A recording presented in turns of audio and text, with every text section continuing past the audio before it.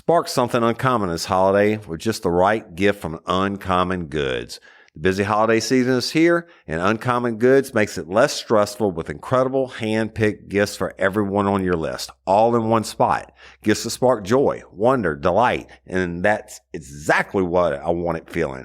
Hey, y'all, I ordered a super cool piece. It's a candle with a sculpture of an LSU's Tiger Stadium on top of it. And each officially licensed laser cut wooden replica features up to 4 layers of detail, creating a bird's eye view of a specific football field, seating section, and more. And every label includes your stadium's name, the team's logo, and school location. And it has a coconut, soy, vegan wax infused with sandalwood smell that creates tailgates and touchdown scent profile, reminiscent of game day. It's invigorating like fresh cut grass and nostalgic like smoke from a pre-game grill, and calming like the crisp autumn air of a new semester on campus. Y'all, I love it. I have it at the base of my TV, and I'm ready to watch the Tigers play on Saturday night, right? Uncommon Goods. Look, when you shop at Uncommon Goods, you're supporting artists and small independent businesses. And many of their handcrafted products are made in small batches. So shop now before they sell out this holiday season. Uncommon Goods looks for products that are high quality, unique, and often handmade or made in the U.S. They have the most meaningful, out of the ordinary gifts anywhere. They even have gifts you can personalize. From holiday hosts and hostess gift to the coolest finds for kids to hits for everyone from the book lovers to diehard sports fans.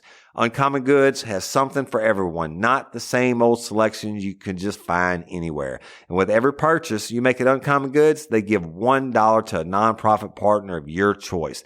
They've donated more than $3 million to date. So to get 15% off your next gift, go to uncommongoods.com/RLRC. That's uncommongoods.com/RLRC for 15% off. Don't miss out on this limited time offer. Uncommon Goods, we're all out of the ordinary.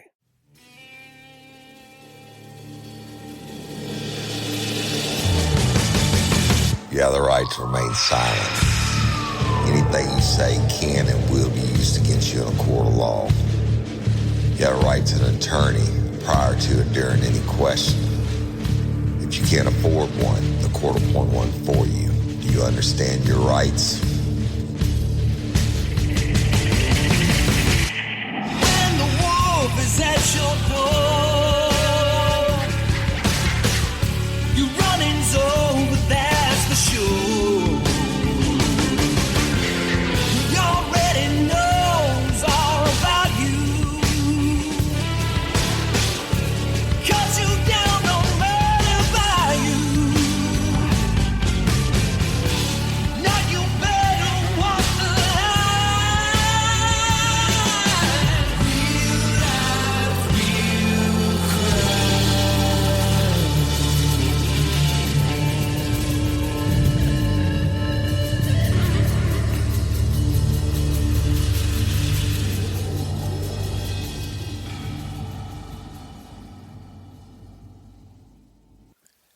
Hello, everybody, and welcome to this episode of Real Life, Real Crime, the podcast. And as always, I'm your host, Woody Overton. And I love and appreciate each and every one of y'all. Want to give a shout out and thank you to our Patreon members and the convicts and Apple subscribers. And thank you, everyone, for liking and sharing the podcast and continuing to help us grow after all these years. Let's get down to an old school story today. I don't think I've told one from my state police days yet because most of them haven't been adjudicated all the way through, and I don't want to do anything to screw them up. And this one's going to be, I think it's safe for me to tell now, but I'm still going to use, we'll just say fake names, and you can infer who it is and where it was from. So we'll call this one Why Not 9? Why Not 9? All right, so the year was 2009, and I was a criminal investigator for the Louisiana State Police, and my office was at headquarters in Baton Rouge. Now, when you think of state police, when you say headquarters, people always think of their local troop, which they have troops all throughout the state, A, B, C, D, E, etc. in different geographical locations, and that troop in that area serves as a home base for the troopers who work the parishes that surround that troop, right? But all those troops have letters, but there is one main headquarters that everything is run out of, and that is in Baton Rouge, Louisiana, and that's where my office was. And I was a criminal investigator and had gone over there on November 1 of 2007. Was recruited to be a criminal investigator to help with investigations and polygraphs and things like that. Now, troopers are experts at writing accidents, tickets, and DWIs.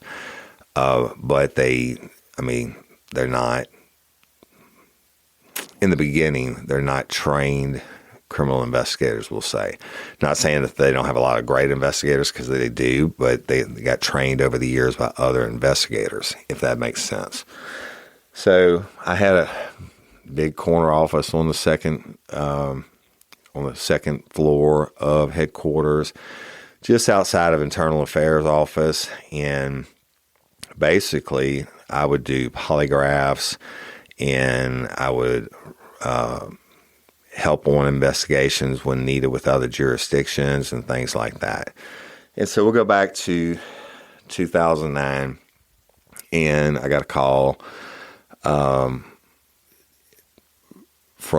one of the colonels, Lieutenant Colonel, and they said, look, we got a request to help a sheriff's office, a small sheriff's office in the southwestern part of the state. And I'm not going to say where, y'all. And they want to know, can I send these two investigators, these two detectives, to talk to you? I said, yeah, I'm in my office. And so they came over, or I met them.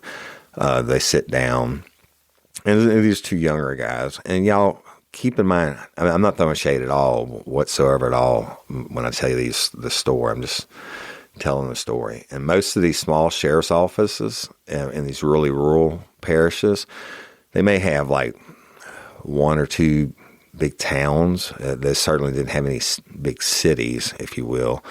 But they didn't deal with a lot of murder, and you'll be able to figure out geographically why I'm saying why not 9 on this one as we go along. But these guys sit down, they were cool and everything, and I said, hey, what's going on? And they had the big ass case file, and said, look, we got a murder of a housewife. I said, okay, tell me what happened. And I said, well, on such and such date, this husband and wife, they live together at this location on about 5 acres. It's in a rural area, and most of that area, the people that work, they have like some manufacturing plants but they all assist in the oil field business, whether it's making pipe or valves or whatever it is that they do. They do things to help the offshore industry and the drilling industry throughout the state of Louisiana. But anyway, so this couple had been married for about 4 years, and they were in their 30s, young 30s. And the husband said that he got up and he went to work. He's working 4 10s. Now, what that means, y'all, naturally is you work 4 days a week, 10 hours a day. And when the oil field industry was up, naturally they would get overtime. Like you'd work 7 10s or stuff like that. Sometimes they call it shutdowns or turnarounds or whatever, but the turnaround meaning that when you're working 7 days a week because all the orders are in and the industry is really busy, you go to work and you get home and you turn around and you go back to work, right? So anyway, the husband said he got up at 6 a.m., had his breakfast, and he kissed his wife goodbye, and he went to work. And when he came home, that evening time, it was summertime, So it didn't get dark till about 8:30, almost 9 o'clock. And he said when he came home, he found the carport door ajar, and it led directly into the kitchen. And when he walked into the kitchen, he saw something that no one wants to see. He saw his wife on the floor, on her back, right arm up, left arm down, and she had on a pair of light blue shorts, which were pulled down probably to like mid-thigh area, and panties. And they were pulled down to the mid-thigh area, and her shirt was pushed up, and she didn't have a bra on, and her breasts were exposed. And she was dead, naturally. Okay, he could tell she was dead. Her face was, she had some blood around the outside of her lips, and, her face was discolored, etc. So she had been down a while. So the husband calls 911, and the local deputy responded, and he ended up calling the detectives, and these are two of the detectives who were assigned to work the case, and they only had a couple of detectives, y'all. But they said, what do we got there? And, the husband was distraught, and she's down. Of course, we sealed it off, worked it as a crime scene. And she's down. She had been down for a little bit because you could see the lividity where her shorts were pulled down. You could see the lividity on the bottom parts of her legs, and you could see it on her arm that was raised up, and on the arm that was down. Lividity being where when you die, your heart stops beating, and wherever the blood is in your body, it sinks. It's gravity. It sinks to the lowest point, and it looks like almost like bruising, if you will, but it's one solid area. So they said that you could see the lividity on her. She's an attractive young lady in her 30s, pants and panties down to around mid-thigh, shirt pressed up. They called in the crime lab. They called in, the coroner and everyone. They worked it, and they tagged her and bagged her, and took her for the autopsy, and the autopsy showed that she had been strangled to death, and the bone in her neck was broken, and she had been hands-on strangled to death. Let's see, no signs of sexual of rape. We'll say that. No signs of rape, or no tearing in the vagina or anything like that. And that's it. Of course, they swabbed for DNA and all this stuff, and that had been sent off. Now, back in 2009, it still took a long time to get DNA back, and I think that's when Governor, I think Jindal was the governor, and he had allocated more money for DNA testing and more scientists to do the tests, et cetera, but it still took a long time. It's not like they didn't have the familiar DNA and all this stuff now, and you didn't get it turned around quickly like you can now in homicide cases. But I said, okay, and what's the deal? I said, what did the husband say? And again, they said that he went to work for his 10-hour day, and when he came home, he found her like that. All right. And so I said, well, do you have any, well, I knew close by there in the last 4 years, there were 8 women that had been found murdered and dumped in different bayous around the area. And I said, so, tell me about the husband. He's legit, right? And they said, yeah. And he cried, and he's willing to take a polygraph, and we don't have any suspects, man. It was a daytime murder, and we don't have any sex offenders in the area that are out. We checked all the usual suspects, and I said, but do you believe the husband? And they said, yeah, he's alibied out. He was at work. I said, okay, well, what if he killed her before he went to work? And I said, well, I mean, thought about that. I mean, and I said, well, you're telling me she had lividity, right? And I'm looking at the pictures, y'all. And then I said, show me the pictures. And they did. And I'm looking at them, and I said, well, she's got lividity. And so she's been down. So, and I said, what did the coroner or what did the pathologist say about that? And the pathologist said she'd probably been down anywhere from, like 8 to, maybe 10 hours or something like that. And I'm thinking, okay, well, he could have killed her before he went to work. And they said, well, he's got no criminal history. They dated for a couple years. And I said, well, what about domestic violence? And they said, no, we got caught out there one time for an argument, but it was just a typical husband-wife thing.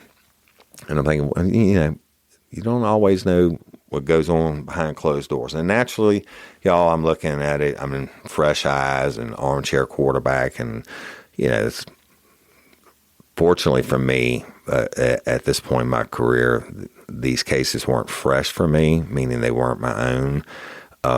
So unfortunate for those detectives, I got to play armchair quarterback and think about things that possibly they hadn't thought about. And that's why they were talking to me.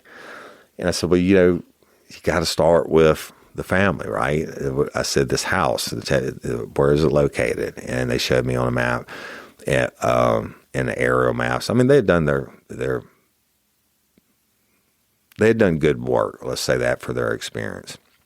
And look, you could see it from the road view. It sits back. It's a little brick, 1-story house, and it was 3 bedrooms.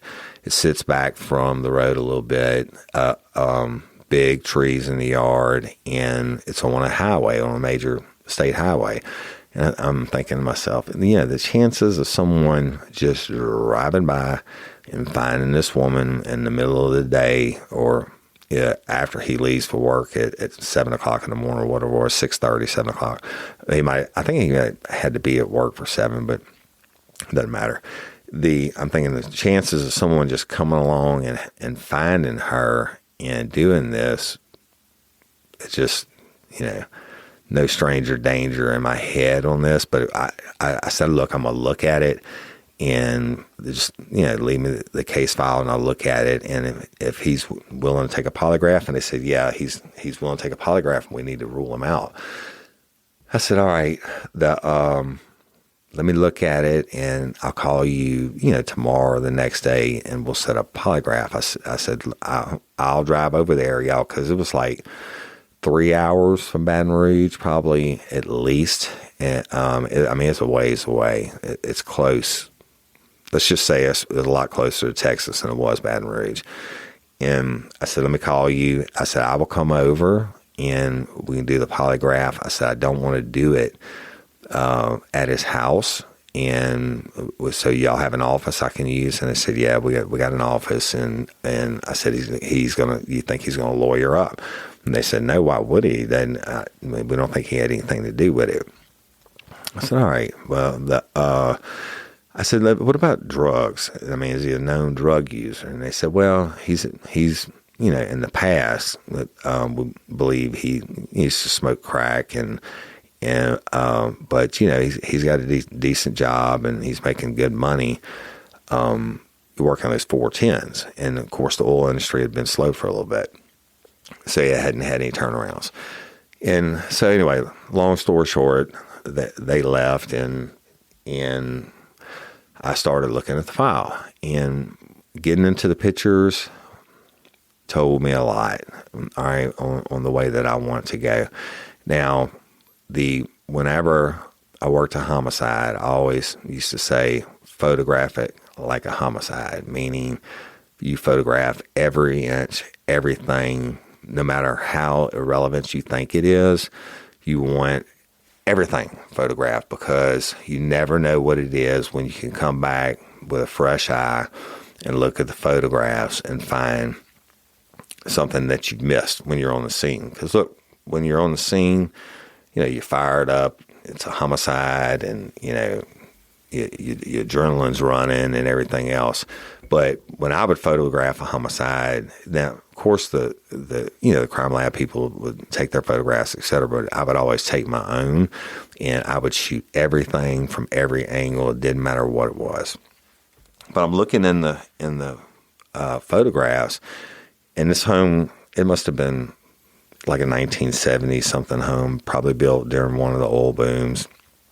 And the kitchen floor she was laying on was like linoleum, like a goldish white. I don't want to say cheap linoleum, but think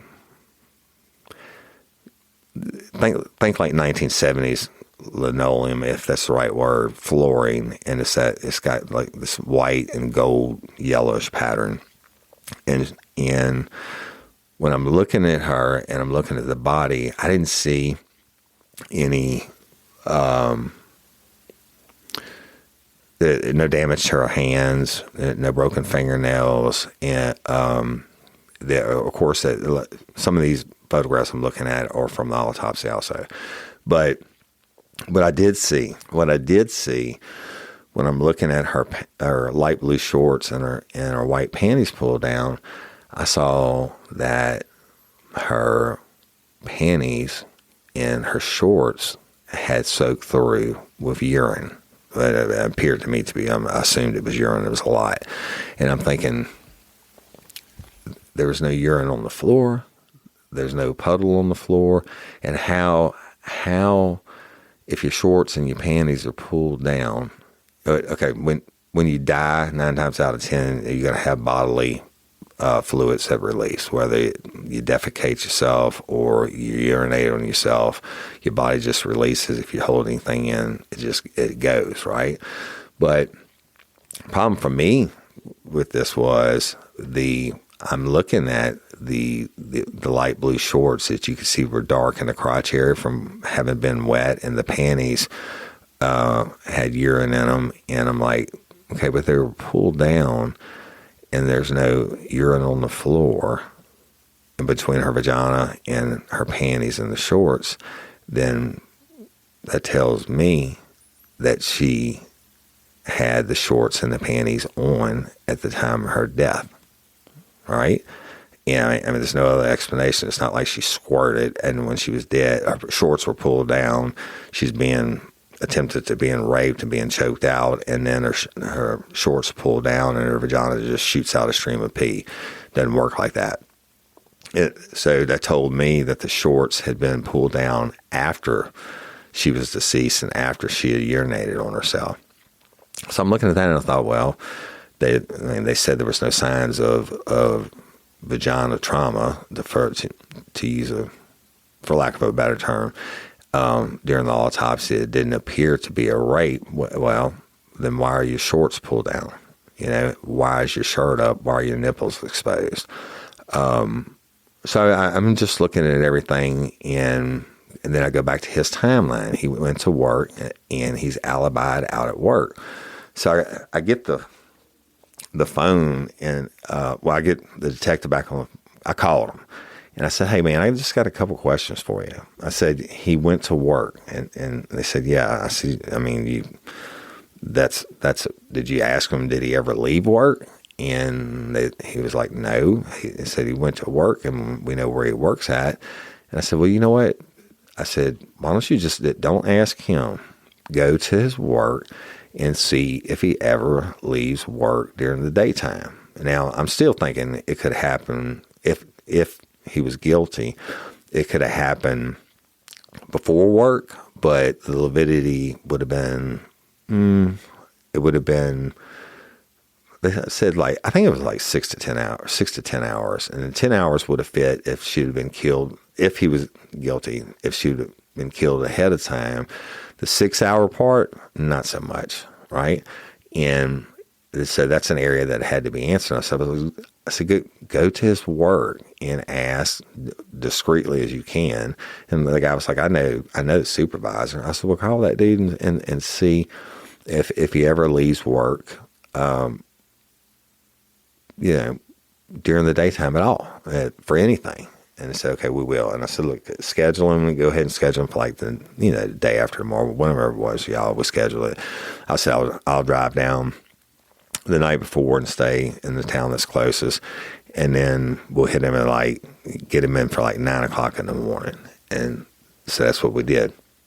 And on that day of the polygraph, I met them ahead of time. Before one of them went to pick him up, and I asked him, I said, would you check on the work thing? And they said, yeah. That's okay. Funny thing is, Woody, he said that he actually did leave work that day for a little bit during lunch. And I said, okay. I said, you ask him about it? He said, no, not yet. I said, how long was he gone? And they said, they're not sure, but he definitely didn't use his whole lunch break. He was back, or he wasn't missed. And I said, well, tell me about the work environment. I said, they got to punch in and out. And he said, no, it's like a fab shop type thing. And, they can come and go. So nobody really keeps tabs on them, but they got to put in their time every day. And I said, it's a lot of workers, and it's a general parking area, and you can see it. I said, well, I mean, can you verify with anyone else how long he was gone during the day? And he said, well, we can. I said, let me ask you something else. I said, I know the house is in a rural area, and that y'all had driven by it the day before when I got to town. I went by and looked at it. I said, the house is in that rural area. I said, but they got like 3 neighbors. And he's like, yeah, but they can't see the house. I said, yeah, but have you talked to them? That just to see. I mean, you got to shake the trees on this, right? I'm not looking just at the husband. If it's a stranger off the street, maybe they saw a different vehicle. I mean, we know this occurred during daylight hours. Can you go talk to them and see if anybody saw anything? And he was like, yeah, we can do that. He said, I think it's a waste of time. I said, well, just humor me on that one, right?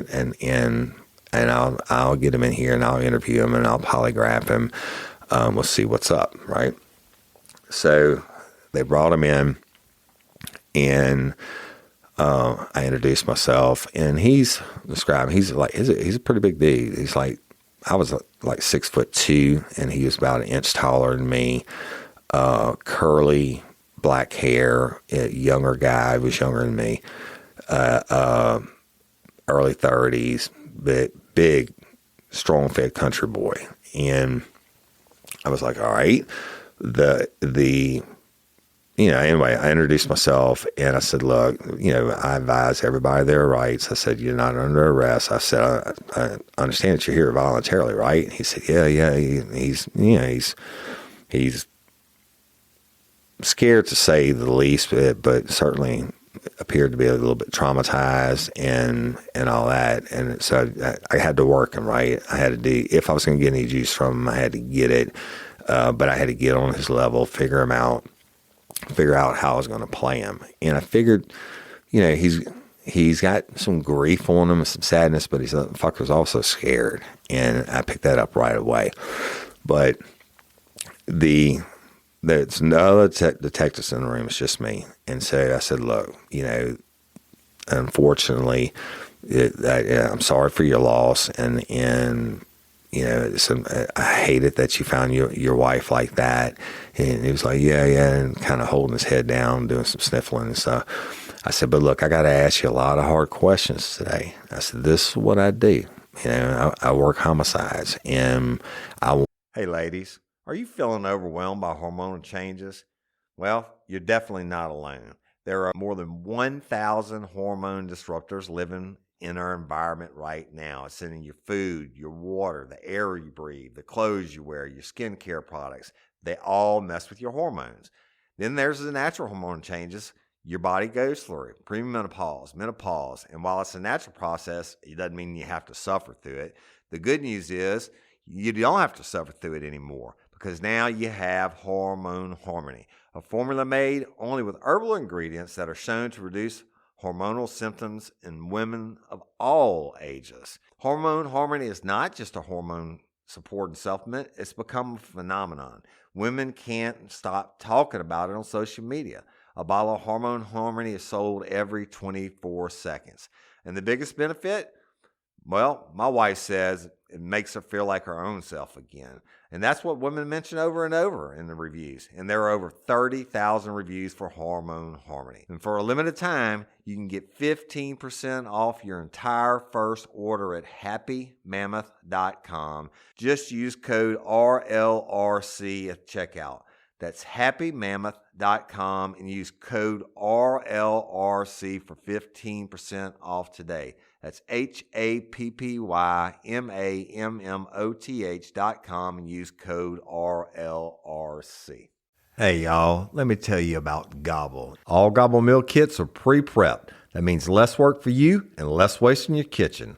Their meal kits include everything you need so you can save time at the store or just skip that trip entirely. I got the box in and I had 3 different meals. I had a Kung Pao chicken, crispy fish tacos, and a beef bourguignon, however you say it. But let me tell you about the classic beef bourguignon. Look, it came with beef pot roast and a beef broth concentrate, red wine demi-glace, cremini mushrooms, cipollone onions, mashed potatoes, baby carrots, and rosemary thyme butter. It was so easy to make. Literally like 15 minutes it took Cindy. And let me tell you something, all the dishes were fire, but this thing was like a taste explosion in my mouth. It's just unreal. We've got to spend more time together and more time doing the things we love because everything came in this one single box right to my door. So see what a difference Gobble will make for your household. Right now, they're offering my listeners a fantastic limited time deal. You get $120 off across 4 boxes plus free shipping and free cookies. And let me tell you, those cookies, I ate one that was sin-baked and it was delicious. Go to gobble.com/real life. That's GOBBLE.com/real life for $120 off your first 4 boxes. This offer is not available on the home site, so don't miss out. This is genius. It's taste explosions in your mouth like you never had. Want to find out who killed your wife? I said, don't you want me to find out? And he had his hands kind of down, head down in his hands like that, not giving me direct eye contact. And I was like, don't you want me to find out? And he was shaking his head. I said, hey. I said, look at me. And, let's call him John. All right. I'm not going to use his name. I said, John, look at me. And he looked up at me and kind of sniffled. And I said, don't you want me to find out? He said, well, yeah, I do. That's why I'm here. And I said, okay. I said, then look, we got a lot of tough shit to talk about. You know, I said, I'm going to ask you questions. I want you to paint it for me like a movie, act like I know nothing, which I don't know that much, act like I know nothing, and then we'll get into the polygraph and we'll form the questions that are fair to you and that are relevant to this situation, okay? So I'm not going to ask you any surprise questions or anything like that. I said it's going to be the easiest test you ever took because you're going to help me make up the questions. And it's going to only be pertaining to the death of your wife, right? I said we need to get you clear so we can go on and focus on other people and finding out this monster that basically broke your wife's neck. And he's like, okay. I said, well, first, we got a Miranda rights form. He said, well, they read me my rights. He said, but I'm not a suspect. I said, I understand that. I said, I read everybody their Miranda rights. I said, you might tell me you shot President John F. Kennedy. And he's kind of looking at me stupid. I said, I don't know. I said, I don't know what you're going to tell me, but I don't want to be in a court of law one day and you just blurt out that you did such and such and me not be able to use it against you, right? I said, it's my job. It's nothing personal. And so he was like, okay. And so I advised him, it's Miranda rights off a sheet. And meaning that I read it line for line. Y'all, naturally, I know it. But I read it for line. And then at the bottom, there was a consent to question part. First, it was the place where you signed that you understood your rights. And at the bottom was consent to question, which said I consent to voluntarily and freely answer questions. No threats or promises been used against me. I did not want a lawyer at this time, blah, blah, blah, whatever. And so I read it all off to him and I kind of pulled my chair around to the side of him where we're almost touching, right, closing that distance, and read it all down to him. I checked each line. You have the right to remain silent. I put a little line there, right? I had him initial each one because I'm going to tell you something. I didn't have a good feeling about this cat, right? But I also didn't have dick to go on. But it wasn't my investigation. But I just had a bad feeling. And so I had him sign or initial each one of the lines and then sign that he understood his Miranda rights. And then I did the same thing for the consent to questioning. And then I had him sign that he didn't want a lawyer and he voluntarily consent to questioning, et cetera. So it's a big old boy, and I'm sitting close to him like that, but I didn't back off of him, right? But I could feel when I slid close to him, like it bothered him, not like in a homophobic way, but just like, he thought I was going to be sitting back behind the desk. I said, but look, John, first of all, the polygraph process, it takes forever, right? Because I want to take my time and get you cleared. And I want to make sure that we make the questions up together that are fair and relevant to the situation. So I'm not going to ask you about anything, that you did before the date that you found your wife murdered and all that. I said, but no, we got polygraph rights too. I said, under Louisiana law, you have to give me permission to give you this test.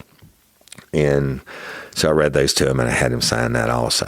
And then I explained the polygraph process. And I said, now, look, I need you, which, that takes a while, explaining the process. And, we're going to make the questions, and I'm going to attach you to the instrument, and we're going to run a practice test, and then we're going to run 3 different charts, meaning I'm going to ask you the questions we agree upon 3 separate times and all that. I said, I believe you 1,000%, unless when we get done and I score the charts and you show deception indicated, I said, then you and I will talk about whatever it is, the problem that you have. And so I said, look, tell me what happened. You wake up that morning and what happens? And it was like, well, I woke up, and I remember I reviewed all his statements, and I didn't tell you exactly what they were, but he said, well, I woke up, and I took a shower, and put on my work clothes, and I put on my work boots, and I went in the kitchen, and I had my coffee and my toast, and he said, then my wife was still sleeping, and I gave her a kiss, and I went to work. I said, all right. I said, did you see anybody around your house or anything? Or any strangers or anything like that? He said, no, I wasn't paying attention. I just went to work. I said, well, tell me about your work. And he said, well, I work 10 hours a day right now. We're working 4 10s, and I do this. I'm not going to say what it was, y'all. And he said, I do this. And I said, well, when you go to work, that you bring your lunch with you? He said, oh, yeah. I forgot to tell you, I packed my lunch, and I went to work. I said, all right. I said, you were at work all day? He said, yeah, I was at work all day. I said, you didn't leave for anything? He said, no, I didn't leave. And I said, are you sure? And he said, yeah, no, I stayed there. I said, so when you take your lunch break, how long do you have? He said, well, they don't really force it on us, He said, I'd be working a job on one specific project, and whenever I get a break, I take a break. I said, well, is it 30 minutes? Is it an hour and a half? I mean, do you get to take a nap? He said, no, it's usually 30 minutes to an hour. I said, well, okay.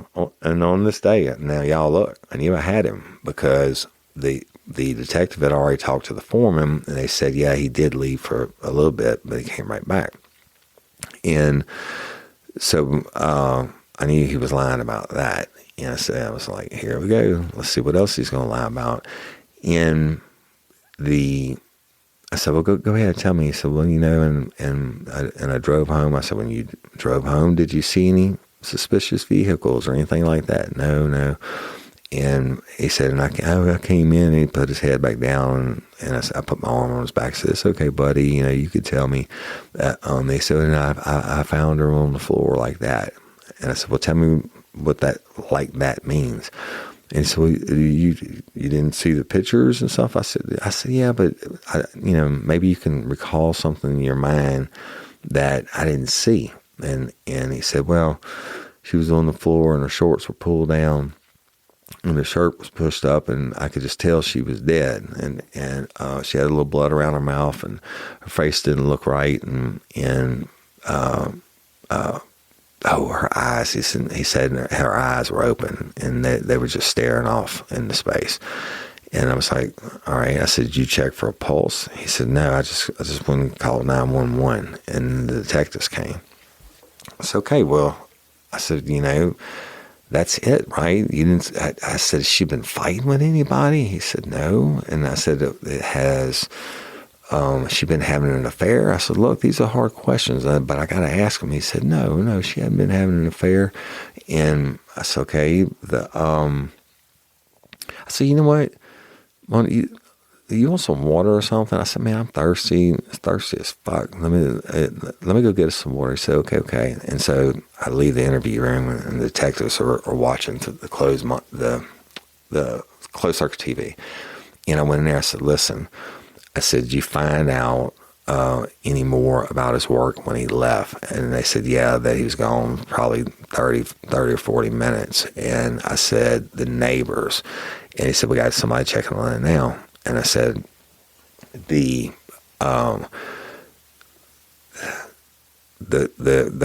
past, and the violence thing, there was no hands on one. He wasn't arrested. And he said, no. I said, all right.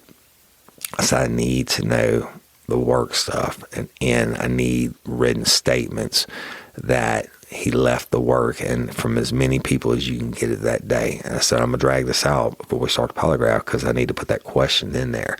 And I said, okay. I said, and go talk to the fucking neighbors and see if they saw him, going to work, coming from work or any other time that day. And anyway, they were like, we're kind of shorthanded. I said, bro, I drove 3.5 hours here. You got a lot of unsolved murders in this area in the last 4 or 5 years, right? And I said, just humor me on this one, all right? I'm here to help. So go back in, and I'm going to start forming the questions for the polygraph. And the first thing I did, I explained how the polygraph worked, and then it goes off your cardio and your what they used to call galvanic skin response. Now they call it the electrodermal activity, EDA. That's just basically your hands sweating, y'all, and the blood pressure cuff on your arm. It's not, like I told him, I said, it's not taking your blood pressure. All I'm doing is monitoring any different amount of blood flow into that artery, and I explain fight, flight, or freeze. Said if this door kicks open right now, and it's a bad guy with a gun, and he points at your head and says, John, I'm going to kill you. What are you going to do? And he said, I'm going to try to get the gun from him. I said, right. I said, that you're going to do one of 3 things. You're either going to fight, flight, or freeze. You chose to fight. I said, but as soon as your brain recognizes that gun as that weapon is a threat or a possible threat to your body's well-being, you get an adrenaline dump into your brachial and femoral arteries. It's so you can respond faster. I said, it goes back to the caveman days when dinosaurs chasing the caveman, and he has that extra juice to climb up a tree or whatever. I said, so the blood pressure cuff's going to be on your arm. I'm not going to be taking your blood pressure. All I'm going to be looking is any difference amount of flow in that brachial artery. I said, if you lie about something, the only reason somebody lies about something is because if they tell the truth, it's going to cause them some kind of problem. So your body basically gets that same kind of reaction in that one area. I said the galvanic skin response, or the EDRs, I said, I'm going to put some finger plates on you today, or maybe I might use gel pads. I said they are for simply to monitor any difference amount of sweat in the palms of your hands. I said, same bad guy comes in the door and he points the weapon at me. People think sweaty palms are a bad thing. They're actually a good thing. They're a self-defense mechanism. Bad guy comes in the door, points the firearm at me. Then my brain says, uh-oh, got a situation here. I get that adrenaline dump, right? That's being monitored by the blood pressure cuff. I said, I'm also going to produce more sweat in the palms of my hand in times of stress or emergency. I said, my one hand being totally dry, and I took my left hand and wiped on my pants, and I slid it across the table real easy. I said, see how easy that slides? I said, this hand not being wiped off fresh like that has a little bit of sweat on it, and I drug it across the table, and you could see it would drug much slower. I said, so I see the firearm pointed at me, I get the adrenaline dump, then increase my body automatically, increases the sweat in the palms of my hands, and then I can draw my weapon. Because I'm going to have a weapon on them. I always got a pistol. I mean, draw my weapon faster, and increased tackiness in the palms of my hand helps me maintain a better grip upon the weapon. All right. I said, so, these things that I have hooked up to you today, they're not going to shock you or anything like that. All they're doing is monitoring any different amount of blood flow into, not blood flow, skin sweat in the palms of your hands and on your fingers. And you understand? He's like, yes, sir. And I said, finally, I'm going to put 2 tubes on you. I said, one across your upper chest and one across your abdomen. And I said, people think it's you're measuring during the polygraph, you're measuring the breathing. I said, that's kind of true, but not exactly true. So what's going to happen is it's same thing. The fight, flight, or freeze. Bad guy comes in the door. You see the weapon. You say, "Oh fuck!" You get the adrenaline dump. Get that extra amount of blood flow into your arteries. Sweat increases in the palms of your hand. Well, the other thing that happens is your intercostal and your abdominal muscles involuntarily tense up further than normal. And he kind of looked at me like, "What are you talking about?" I said, "Well, check this out." I said, when your intercostals and muscles in your upper chest tense up further than normal, then your lungs have more room to expand and take in more air. And he was like kind of looking at me. I said, when your abdominal muscles tense up further than normal, then your diaphragm has more room to expand and take in more air. And he was like, I said, check it out. Bad guy points the gun, blood flow is rediverted, right? Blood pressure cuff. Sweat increases in your hands, right? Helps you, if you're going to grab a weapon or you're going to climb a tree, whatever, it just helps you maintain a better grip. I said, when your intercostals shrink and your lungs can expand further and take in more air, and your abdominal shrinks and your diaphragm can take in more air than normal, then let's say you were going to fight this guy, right? I said, you ever been in a fist fight and you're fighting, and it seems like you're fighting for an hour, but it's only 3 minutes, and then when you get up, you're doing all this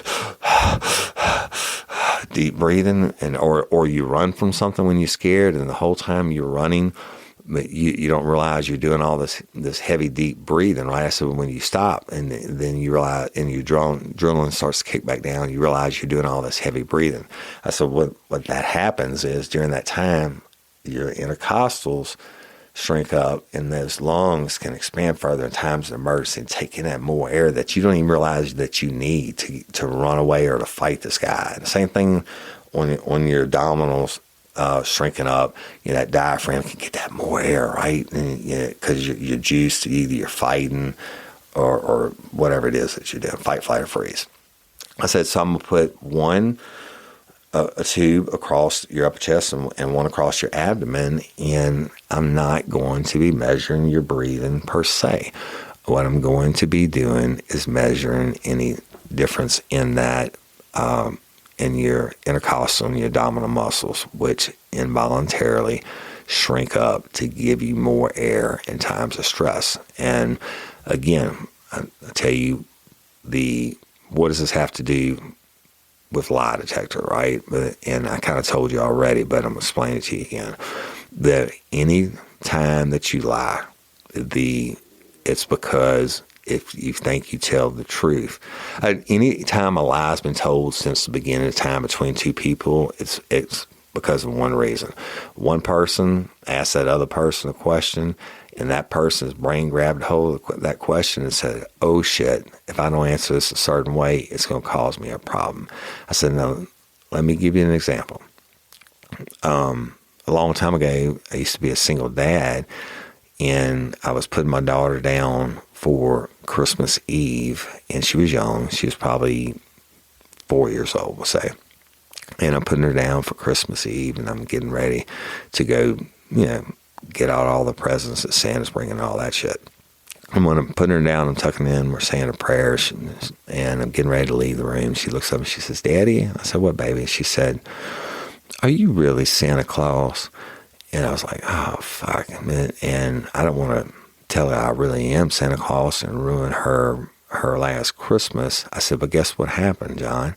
I said, when she asked me that question, my brain grabbed a hold of that question and said, oh, shit, if you tell her this, you're going to ruin her last Christmas. You might make her cry and blah, blah, blah. But I said, so any time your brain perceives a question as a threat or possible threat to the body's well-being, it automatically sends a message to your autonomic nervous system, which is the part of your central nervous system which controls all your bodily functions you don't have to think about every day, like your breathing, your digestive tract, sweat,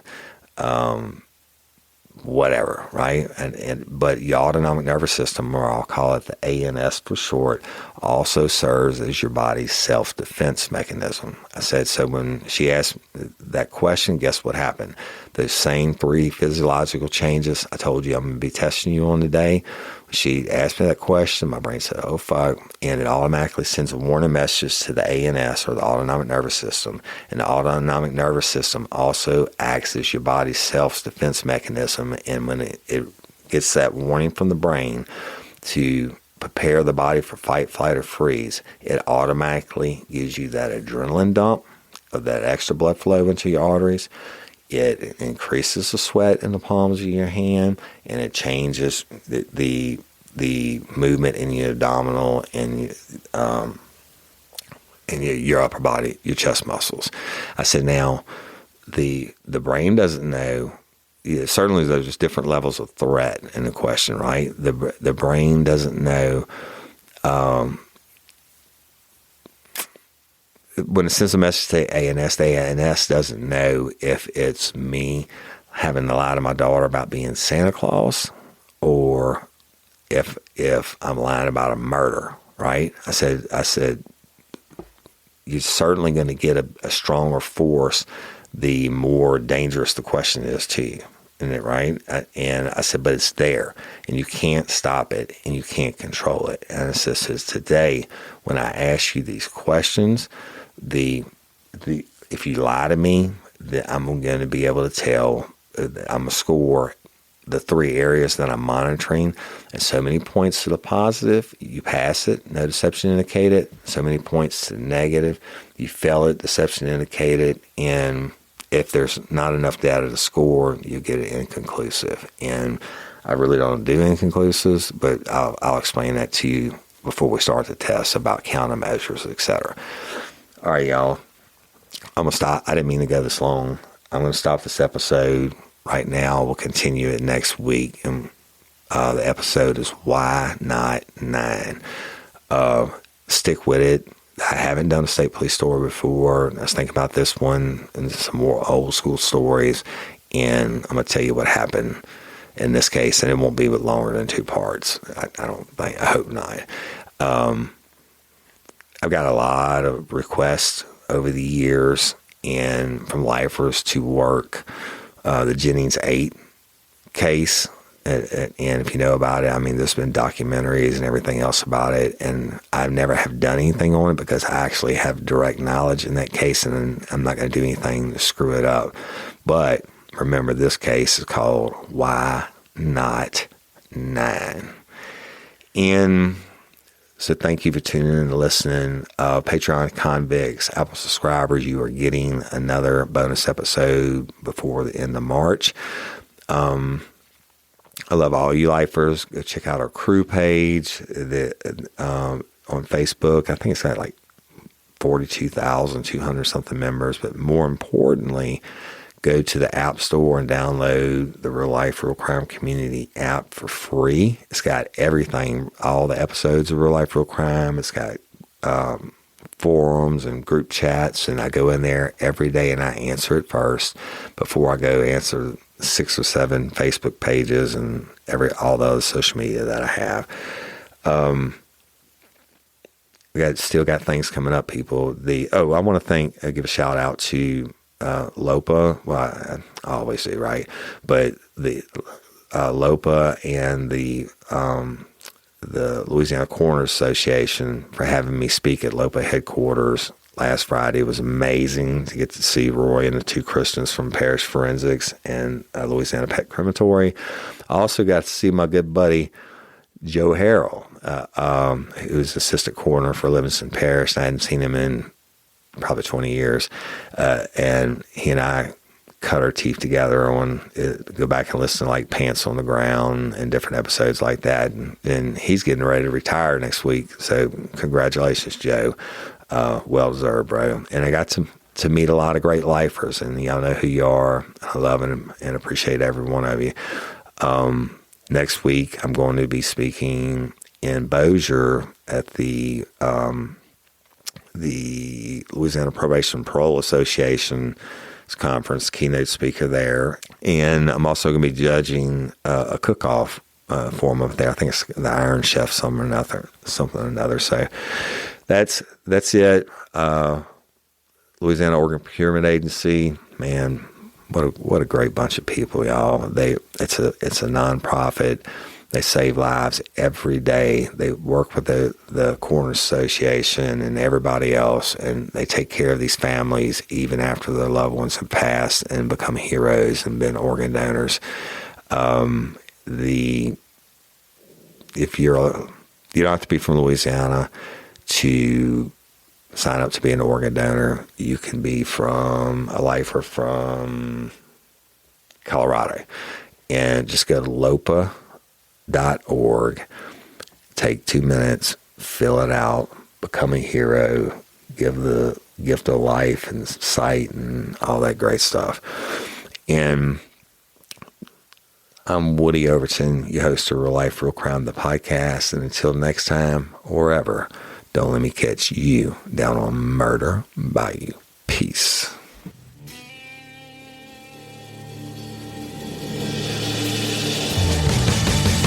You have the right to remain silent. Anything you say can and will be used against you in a court of law. You have a right to an attorney prior to or during any question. If you can't afford one, the court will appoint one for you.